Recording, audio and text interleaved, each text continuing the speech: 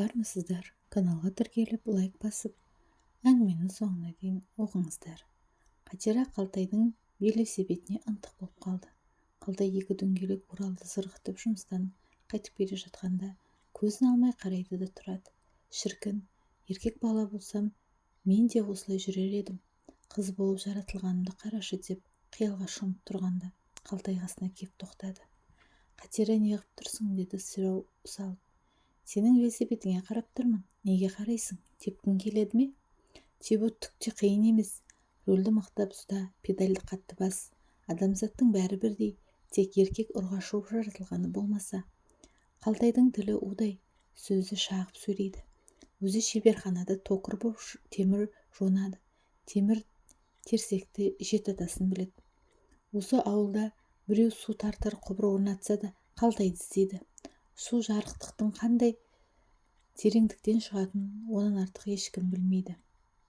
Сонда Қалтайдың шіренгенін көрсең, құс түсіп кетпес, осы айдың аяғына таман көрерміз. Қалтай жанау, жер тоңазып, су буып кетеді ғой, көрінгеннің құбырына темірленіп отырамыз ба деп жалынып-жалпайынып жүретін жұрт. Колхоз жұмысы бірінші кезекте, жеке жұмысқа күшімді рәсуа ете алмаймын. Қырсықтығы нағашысына тартқан деп ара ағайын өздеріне шаң жуытпайтын.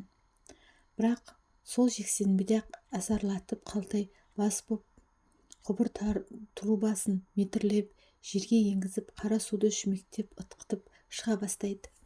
Сонда үй иесінің қуанғанына сұрама. Бөтелке мойны қылқиған бір жәшік бос қалады. Қойдың басы кесіліп, қол жайылып, соңынан Құран оқытылады. Әлі балам үйленгенде құдалыққа ертем деп Қалтайдың соңынан сөйлеп қалады. Осының өзі неге үйленбейді? Еркек емес пе екен? Деп ара ағайын көкіректе қалғанын артынан айтып та жатады. Бойы бір тұтам, мұрны тәмпіш, ішкені арақ, бірақ 4 пақ қол қаруы бар, бел қаруы да жетерлік. Қырсық болса да жалғыз шешесінің аузына қарап отыр. Қалтай жаным, барда ішкенім алдымда, ішпегенім артымда деп шешесі тәубе айтады. Қатира рөлді ұстап оң аяғымен педальды басқан бетте жерге жалп етті. Көйлегі түріліп, жуан саны жарқ ете қалды. Апырмай деп таң қалды Қалтай. Мына Қатирада бой жетіп қалыптау. Балтыры білектей сәнаппақ, көңілінде бір діріл ақырын ғана қозғалып қалды. Жақындап кеп 16 жасар қыздың етегін жапты. Абыройын жапқан қарлығаш лыпасы да көз алдына жарқ ете қалғанда, осындайда болады екен-ау деп еркек сезімі бұлқынып бойына симай кетті. Қатира, деді, өзіңнен 10 жас кіші қызға үлкендігін көрсетіп, велосипед тепкің келсе, есік алдында сүйеулі тұрады. Жол шықта мен қалай тепсем, солай тебе бер. Бір-екі рет құлайсың да үйреніп кетесің. Құлап бара жатсаң, аяғыңды тіреп қал. Бойың ұзын ғой деп, бөксесі бұлтиып, анары томпия бастаған қызға сұқтана қарады. Тек, дедім, мүдіріп қап, үйде спортивный шалбарың бар ма? Соны киіп ал. Жазиранікі бар ғой. Әкеңдікі болса да киіп ал. Қалтай шеберханадан қайтқанда қиқылдап велосипед теуіп келе жатқан қызды көрді. Қасына кеп, тежегішті кері басып тұра қалды. Үйрене бастадым. 2-3 рет қатты құладым деп Қатира тез-тез сөйлеп, үйренбейтін нәрсе болмайды, құламайтын адам болмайды. Тек шалқаңнан түспесең болды. Қалтай қиқырлағанына салды. Қатира түсіне қоймады. Қатираның шешесі татар. Сөйлегенде ии деген деп әріпті созып тұрып алады. Әкесі соғыстан кейін Қазанда қызмет істеп, сол жақтан ертіп келіпті. Ешкіммен араласпайды. Көп жұрт ащы тілінен аулақ жүреді. Үлкен жолда құлап сүрініп велосипед тепкен қызды көрген әйелдер татар ғой, түбі шикі ғой, әйтпесе қыз басымен велосипед тебе ме деп күңкілдейді. Бірақ бетіне айта алмады. Әкесі колхоздың бас зоотехнигі, бас мал маманының мінін бетке айту үшін де жүрек керек. Соңғы күндері Қалтай ұйқыға жатқанда Қатираның велосипедтен құлағанын көз алдынан кетпей қойды. Әппақ жуан сан, тіптік аяқ, қыздың аяғы да осындай болады екен-ау деп тіпті ойламапты. Мен не көрдім өмірден? Аяқ көретін үлкен қалада оқымадым да деп өзін өзгелерден кем санады. Мектеп бітіріп әскерге бардым. 2 жыл Түркменияның Душак деген елді мекенінде күзеттім. Ауылға келгенде көргенім машинамен трактор. Менің көргенім осы деп қамығып жатып өміріне шолу жасады.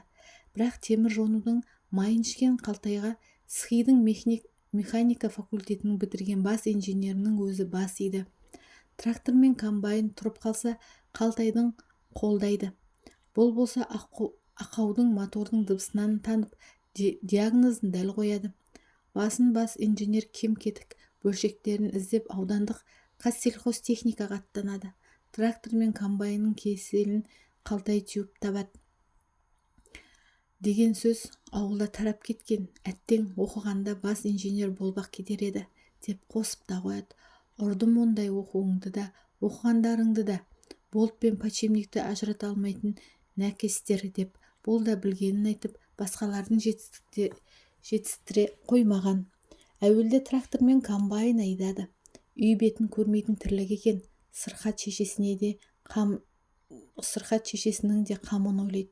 Сөйтіп азанда кетіп түсте үйге келетін тоқырлыққа ауысты.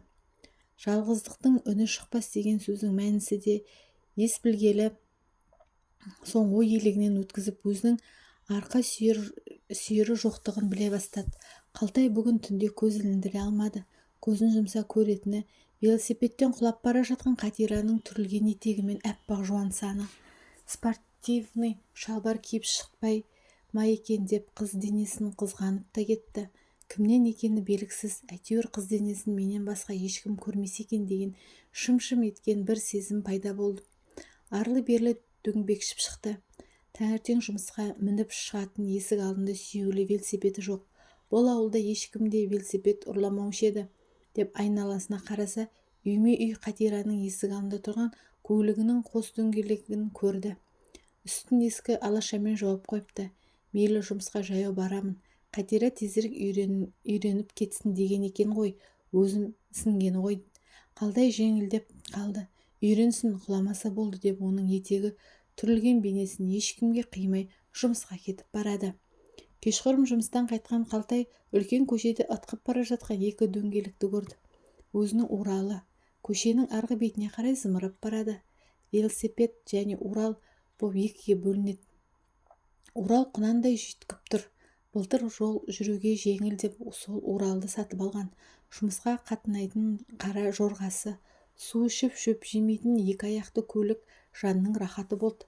Есік алдында мені қашан мінесің дегендей қос дөңгелек тырсиып табан тигізер қос педальдің жылтыраған жылт-жылт етіп тұрады.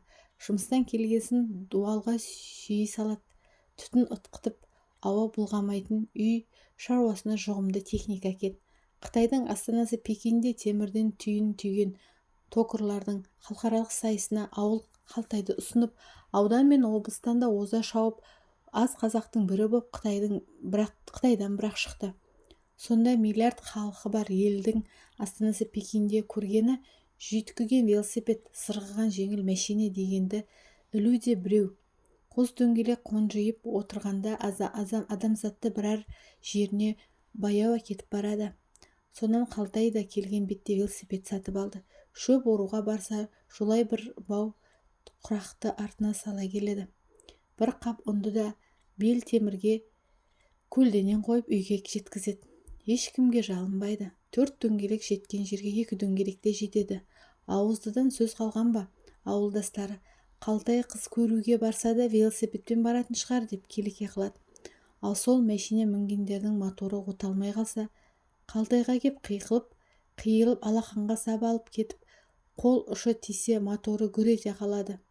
Солар кейін бірде сәлемдессе, бірде сәлемдеспей қасынан зулап өте шығады. Осының бәрі 20-ның бел ортасына келгенде Қалтай үшін айнадан көргенде аяр қылық боп көрінеді. Әне өзінің велосипедін Қатира зуылдатып айдап барады. Ұзын көшенің шетіне шыға бұрылып, өзіне сәт сайын жақындай түсті. Педальды басқан сайын тоқпақтай тізесі бұлтиып, алға кетіп дір-дір еткен 90-ы жұқа спорт шалбарынан тырсиып тұр. Абырой болғанда өзінің бе әлде сіңлісінің бе? Спорт шалбарын киіп алыпты. Құйғытып келді де педальды артқа қарай шалт басып қалды. Көзі шарадай жанып, жан дүниесі бусанып, терлеп-тепшіп бір рахат күйге бөленген сайын сыңайы бар. Көкшіл көздерінің қарашығы аулаулап бара жатқандай велосипедті қисайтып ерден түсті. Бұл велосипед еркектерге арналған. Еркек ердің ұшы үп-үшкір боп былғары тұмсық шошайып тұр. Қыздарға арналған ер жалпақ болады, деді Қалтай. Әбден терлепсің ғой, деді Қалтай рөлді қолына ұстап тұрып. Тағы да тебесің бе? Кейін тебем, деді де даусы жай шығып бір рахат кейіппен. Саған лайықтап ер жасап беремін. Велосипедті алып кетті де өткір шотпен шодырайып тұрған көн теріні сәл жонып шалпайтып тастады. Сосын жуалдыз инемен сөгілген жерді қамтап қымқыра тікті. Құмырсқаның ізі де білінбейді. Енді еркін отырасың, деді рөлді қолынан ұстап тұрып. Қатира баланың үлкені, бір үйдің тұңғышы. Бұған тәйт дер ешкім жоқ. Тұқыл ерге қарап тұрып күлімсіреді. Бір заттың денесіне батқанын да енді біліп тұрғандай. Өңінен бойжеткен қыздың нәпсі сезімі аңғарылып, ана сүтімен келген татарлық турашылдық та көрініп қалды. Биыл мектеп бітіресің бе, деді Қалтай күлімсіреп тұрып. Бітірем. Қандай оқуға барасың? Трактор айдаймын, деді. Тракторың анау тұр. Шеберханаға семей үй жағына қойған, өз айдаған шынжыр табан да тракторды көрсетіп, гаражыңда дайын. Жоқ, мен Беларусь айдағым келеді. Беларусь тез жүреді. Өзің үйретесің ғой. Ол үшін СПТУ-ды бітіру керек. Несі бар, бітірем. Бітіргендер менен артық қой деймісің? Қалтай кісі тыңдамайды. Үлкенге де кішіге де сен деп сөйлейді. Қатира да өзімсініп тұр. Бас зоотехниктің қызы трактор айдап жүр деп жұрт күлмей ме? Тәмпіш танауының астынан езуі жиырылып күлкілі көрінді. Жұрттың жұмысы қанша? Өз жөндерін жөндеп алсын. Қыз ана сүтімен келген ашы тәкаппарлығына салып, жастар, әсіресе қыздар, қой бағып трактор айдайтындар айдаңдар деп жүрген өздері емес пе? Екеуі күн батқанша сөйлесіп тұрды. Сосын Қатира Қалтайға ілесіп кеп, жұпыны екі бөлменің ол пұлын жинап, сыпырғыны сулап, ескі текеметті сыпырып, үй ішін тап-тұйнақтай қылды. Қалтайдың шешесі мәз боп қалды. Тұтанбай көшіп келген тұтқайындай қыз едің, бойжетіп қалыпсың. Біздің Қалтайға да сендей біреу болса, ол да 20-ның 5-еуіне келді. Балаңыздың қолынан бәрі келеді ғой. Осы сөз кәрі кемпірдің де баласының да көкірек тұсын шым еткізді. Қалтайдың мәндалин тартатыны бар. Той-томалаққа мәндалинін ұстап барады. Сым шектер, махамды шымыр сүйемелдеп өзі де әнге қосылады. Кім әкесін арқалап жүр дейсің, деп Қатира саңқ ете қалды. Әкесі тірі болғанда қыз біткен соңынан еріп жүреді, деді де шешесі қара шегеге ілулі мандолинді қарап. Түнімен көз ілмеді. Қыз шығып кетті. Қалтай төмен салбырап тұрған мандариннің бір шетін бас бармағымен дір еткізді. Бірінші күні Қатираның тракторы үлкен моторға от бере алмай дызылдап біраз тұрды. Қалтай осыны естіп қап үйден атып шығып, сусап тұрған генераторға солярка ытқытып жібергенде мотордың шөлі қанып, майда қоңыр дырылға басты. Беларусьтың кабинкасы жылан жалағандай тап-таза. Қатира тежегішке табанын тигізіп отыр. Сонда бір қалыпты жылдамдықтан аспайсың. Жылдамдық тормозға тәуелді. Оған аяғымыз жетеді ғой. Бұтына шибарқыт шалбар киген қыздың жуан саны бұлтиып көз арбап тұр. Аяқтан келетіні пәлені көрерміз. Қалтай, сен неге трактор айдамайсың, деп Қатира сол сәт сауалды төтесінен қойды. Айдайын десем трактор мен комбайнға болт пен гайкінің сенен басқа ешкім жасай алмайды, деп бас инженер мақтап тоқырғып қойды ғой. Ол да керек, деп қыз Қалтайдың терісі жырым-жырым алақанына таңдана қарады. Бойы бір тұтам, оқуған оқуы жоқ темір терсекті тілін қалайша игерді екен деп ой түйткылынан кеп таң қалдырды. Өзі тракторды маңайлаған бір айдан бері жылдамдықпен тежегіштің генератор мен радиатордың тұрған жерін басқа ештеңке білмейді. Спутуда 6 ай оқыды. Басқа ештеңке көрмеді. Тек тракторды алға жылжытып артқа шегіндіргеніне мәз боп қайтып жүр. Осының өзі тегін жігіт емес. Күнде жақсы қасында жүрген Қалтайға жаңа көргендей көзін сүзе қарады. Апам қалай, деді көз қиығын тастап. Өзің көргендей демалыс күні үйдің ішін қағып сілкіп берем. Қалтай үнсіз. Бүгін дүйсенбі, алда әлі 6 күн бар. Енді сол 7-ші күнді күтетін болды. Әйелдер Беларусь сүйреткен тележкаға тырмысып мініп жатыр.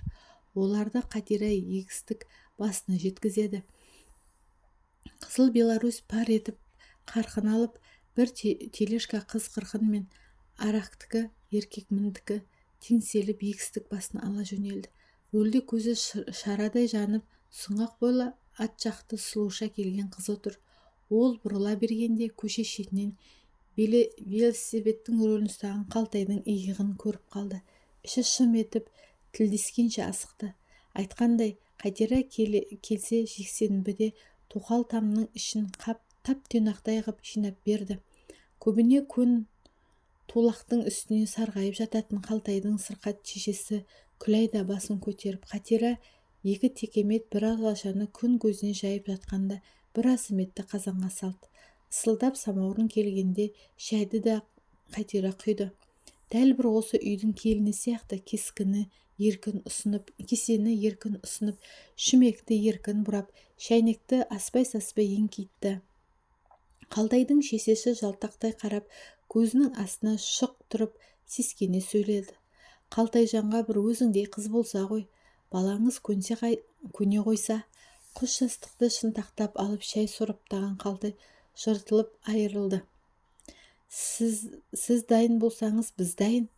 Сол-ақ екен. Көзінің алды бүлк-бүлк еткен кемпір орнынан әзер тұрып төргі бөлмеге кіріп кетті де, шымдай қызыл орамалды ұстай шығып, шай құйып отырған Қатираның басын тарта салды. Аурудан ада қимылы шалт, Құдай бағыңда шын, деп қосып қойды. Ойбай, мұнасы несі? Менің әке-шешем бар емес пе, деп Қатира ащы даусын шығарғанмен кемпір басу айтты. Туған қызымнан кем көрмеймін. Қазір хабаршы жібереміз. Басыңа орамал тарттың. Сен енді осы үйдіксің. Қадамың құтты болсын, қарағым. Ей Қалтай, анау үшеткіш баланы тез ертіп кел. Қас пен көздің арасында 4 атадан қосылар ауылдың атқа мінері Мәулен кіріп келді. Жеңеше, тыныштық па, деді таңқала сөйлеп. Әй, үшеткіш келінді боп жатырсың. Қайдан, көріп тұрсың ғой, деді басына төмілжітіп қызыл орамал таққан Қатираны көрсетіп. Тұтанбайдың қызы. Қай Тұтанбай? Ауылды Тұтанбай үшеу ғой. Қоңсы Тұтанбай ма? Өзінің соның өзі. Құдаң алыстан екен, деп кекетіп қойды. Алыс болсын, жақын болсын, қызы жарамды. Тірлікті жапырып жібереді. Өзі трактор айдап тұр. Қазір хабаршы боп бар. Аяғың ауырмайды. Үймен үй ғой. Күнде болмағанымен аратікі стакан соғыстырып жүретін ауыл белсендісінің есігінен Мәулен имене аттады. Әйелі татар, өзде соның оғжақ бұжағы қалай қарсалар екен деген күмәнмен кіргенде, олар кешкі шайды алдарына алып жатыр екен. Ерлі-зайыпты екеуде бұ неғып жүр дегендей бақырая қарады бір-біріне. Әйелі бір кесе шайды құйды. Мәулен назарын төмен салып, тұқа, Құдай қосқан құда болдық, деді. Кіммен, деді Тұтанбай аспай-саспай. Қалтаймен. Әкесі кім? Қалтай Байсалбаев. Көршілеріңіз алыс екен дегенде басқа Тұтанбай тұтанып, екеленіп ештеңке айтпады. Әйелі Зухра болса бәрін біліп отырғандай үн-түнсіз қалды. Қызым кетті деп өксіп өркпеді де. Тұтанбайдың ұл жоқ. Қоңсы қонғалы Қалтайдың қол баладай жұмсап жүр. Отын түсірсе отынға барады, шөп асар жасаса осы үйдің тұңғышындай жұртты бастап барып бір күнде 1000 бау тастап қайтады. Қонақ келе жатса мал бауыздап берер деп ишарат жасаса болды. Көзді ашып жұмғанша қара қойды тыпырлатып пәрше-пәршасын шығарады. әйтеуір сөзін жерге тастаған жоқ, осы үйдің бел баласы секілді. Барған жерінде бағынашсын, деді күбірлеп.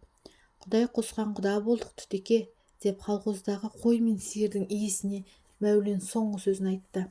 Құданың киітін кигіз, деп иек қағып еді. Зухра судай жаңа костюм шалбарды әкеп алдына қойды. Осылай Қалтай мен Қатира отау тікті. Шақыру билетін шығарып, жастар тойын